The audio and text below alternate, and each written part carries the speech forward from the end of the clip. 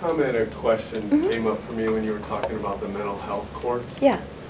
I'm a believer in those, but at least in Jackson County, the eligibility for those courts requires a person to have Medicaid, and if you don't have Medicaid, you're not eligible for those courts.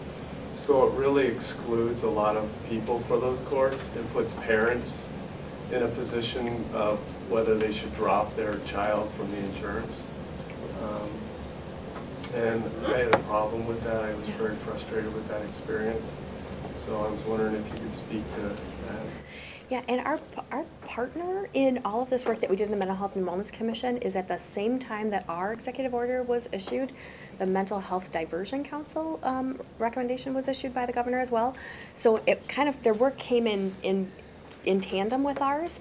And that is something I know they looked at, and part of their recommendations are to drop that requirement for Medicaid and to also set up a juvenile system, because right now we don't have any similar sort of diversion for our juveniles bumping into the justice system instead of our adults. So you'll see a lot of good work, I think, from them, and their recommendations are a little bit farther along than ours because they were able to do a lot of stuff administratively, like just through the rules process and in the departments. But you will see coming from them the desire for that change, and I think we can probably make it happen pretty easily.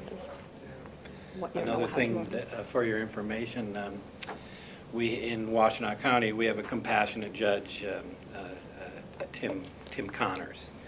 He just recently received a $150,000 grant to bring a peacemaking court. Pardon? I'm trained. Good.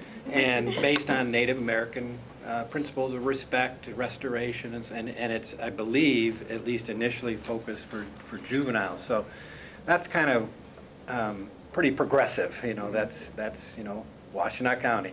But I think it can really serve as a learning model for many other people involved in the justice system.